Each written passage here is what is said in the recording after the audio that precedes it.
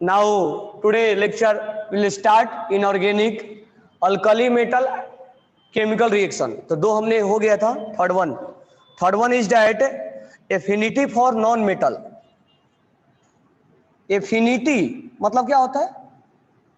For non metal, यानी non metal की तरफ मेटल कितना अट्रैक्टेड है. तो अल्कली मेटल है great affinity for non metal.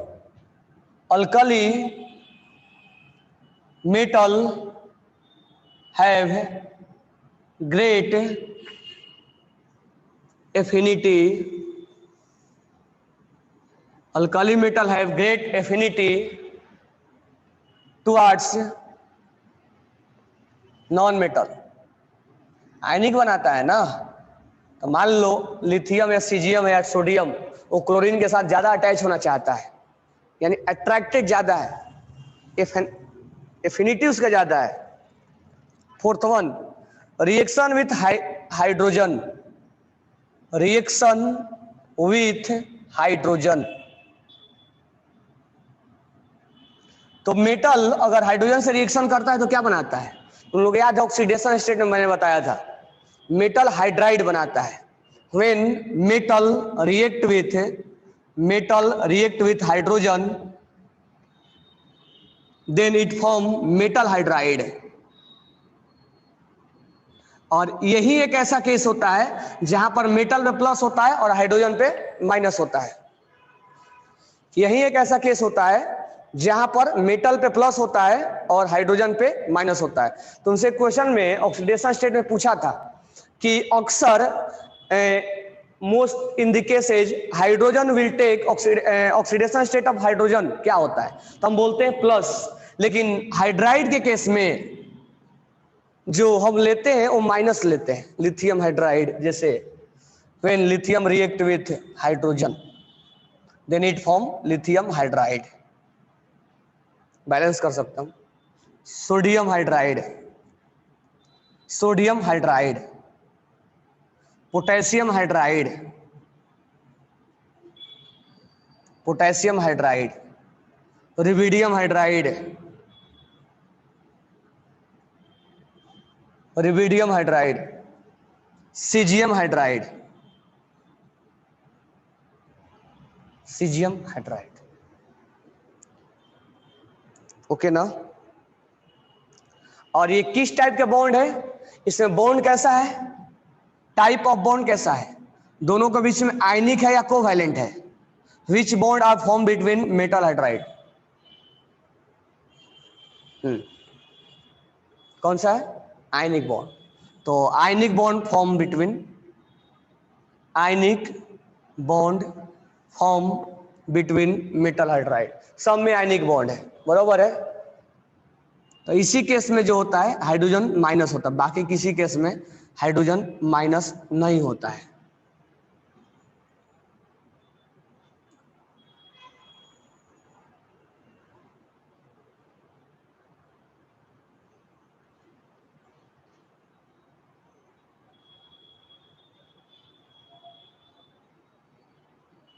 और ये क्रिस्टलाइन होता है, लिख लेना क्रिस्टलाइन. क्रिस्टलाइन होता मतलब ये सॉलिड फॉर्म में होता है. अब मुझे एक चीज बताओ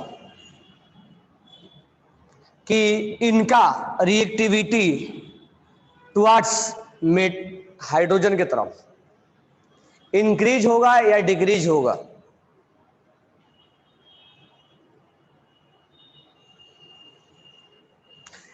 लिथियम हाइड्राइड में कोवैलेंट बोलेंगे, लेकिन लिथियम हाइड्राइड में आयनिक कैरेक्टर कम है. Top to bottom ionic character will be increase ना अकॉर्डिंग टू फजांस रूल अपना जो है. तो टॉप टू बॉटम यहां पर रिएक्टिविटी क्या होगा, इंक्रीज होगा या डिक्रीज होगा?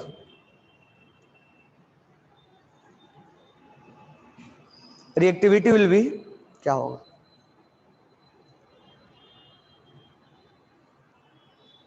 यहां टॉप टू बॉटम जो रिएक्टिविटी होगा लिखना, top to bottom reactivity will be decrease. Not increase. और इसको एक्सप्लेन करने के लिए हमारे पास लाइटिस एनर्जी है। देखो हर चीज को नहीं वैसे करते हैं, ठीक है, कुछ कुछ चीजें हमें एक्सेप्शनली देखना पड़ता है। तो यहां जो हम एक्सप्लेन करेंगे, explain according to lattice energy, explain according to, explain according to lattice energy. अब ये चीज हमारे दिमाग में हो जाता है कि हम सर कहाँ कहाँ लाइटिस करेंगे, कहाँ ये करेंगे। तो ये चीजें थोड़ा सा ध्यान में रखना पड़ता है कि लिथियम हाइड्राइड के केस में हम लाइटिस एनर्जी चेक करेंगे और Q1 Q2 का वैल्यू तो सेम है, तो साइज पे जाएंगे। तो लिथियम का साइज छोटा है, इसमें लाइटिस एनर्जी ज्यादा है, तो लाइटिस एनर्जी इसमें ज्यादा है। लाइटिस एनर्जी जो है इसमें ज्यादा है, इसमें लिथियम हाइड्राइड में। तो इन्हीं के बेसिस पे हम इसको बोल देते हैं कि इसका रिएक्टिविटी ज्यादा है। लेकिन हर बार ऐसे नहीं बोलेंगे, बरोबर है क्या? इस केस में हम लाइटिस एनर्जी के बेसिस पे बोलेंगे। तो अब इसका हम लॉजिक इतना ही है बस कि इनके बेसिस पे हम बोलेंगे कि ये टॉप टू बॉटम रिएक्टिविटी जो है वो लाइटिस के बेसिस पे बोला जाएगा। अब क्यों बोला जाएगा, ये रिएक्टिविटी देखो आइडिया लगाया गया।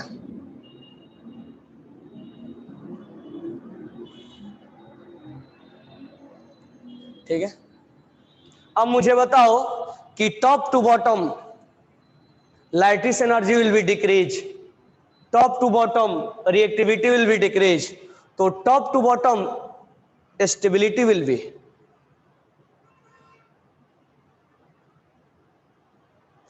Top to bottom stability will be, which one will be more stable, मतलब thermal stability. Top to bottom stability will be decrease, तो इसको भी लिख लेना, मैं लिख नहीं रहा हूं, बोर्ड पे वो हो जाएगा।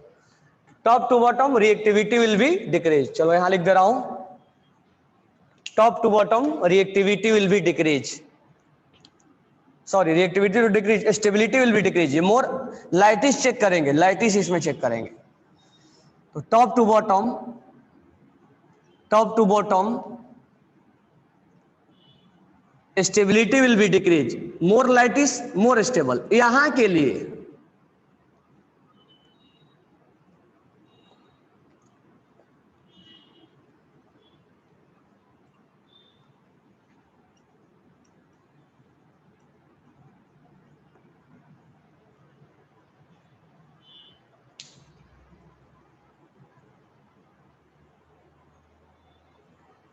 Top to bottom stability will be decrease. तो हाइड्राइड के केस में हमने क्या सीखा,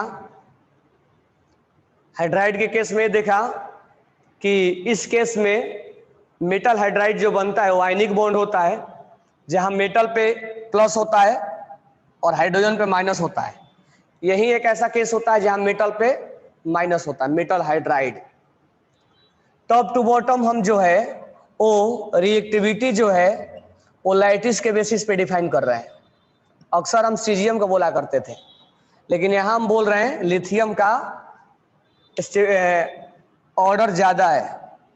ये जो एक्सप्लेन कर रहे हैं हम लाइटिस के बेसिस पे करेंगे।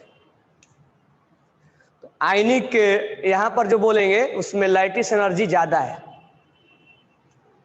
इसीलिए लाइटिस एनर्जी ज्यादा होने की वजह से इसका रिएक्टिविटी इसी के बेसिस पे डिफाइन कर रहे हैं। यानी reactivity will be explain on the basis of lattice energy. अब लाइटिस एनर्जी के ही बेसिस पर हम इसका स्टेबिलिटी डिफाइन कर रहे हैं। Top to bottom stability will be decrease because here more lattice energy. तो स्टेबिलिटी, रिएक्टिविटी हम इन्हीं के बेसिस पे डिफाइन कर रहे हैं। अच्छा, top to bottom ionic character will be increase, ये भी लिख लेना, top to bottom ionic character will be increase. ये कोवैलेंट कैरेक्टर इसमें ज्यादा है अकॉर्डिंग टू फजान्स रूल। तो top to bottom ionic character will be increase, ionic character will be increase।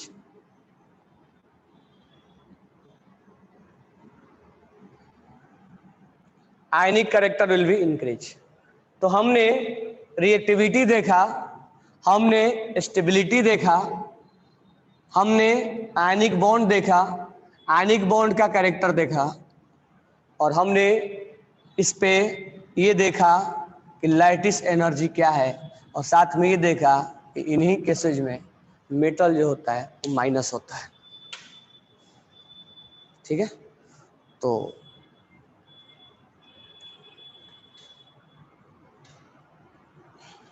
आगे लिख लेना।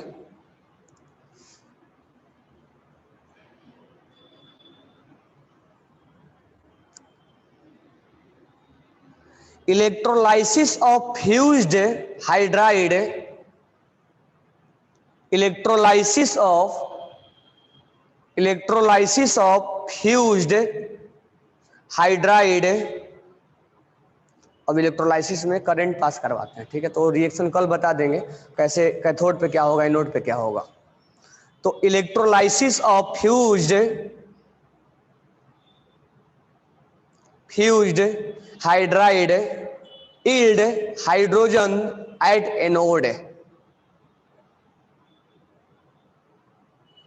yield हाइड्रोजन एट एनोड, यानी कि जब, पहले लिख लो, the electrolysis of fused lithium hydride. इस चीज को मैं कल एक्सप्लेन करूंगा, ठीक है, कि लिथियम हाइड्राइड क्या क्या एक्सप्लेन करने में थोड़ा टाइम लगेगा, 5 मिनट, कैथोड एनोड बनाना पड़ेगा। तो electrolysis of fused hydride like lithium hydride yield hydrogen gas at anode, hydrogen gas at anode,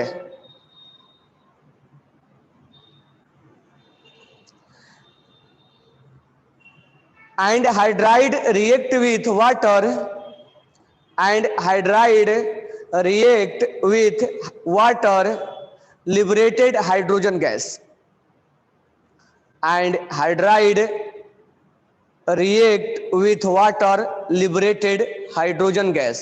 reaction कल ही लिखवाते हैं।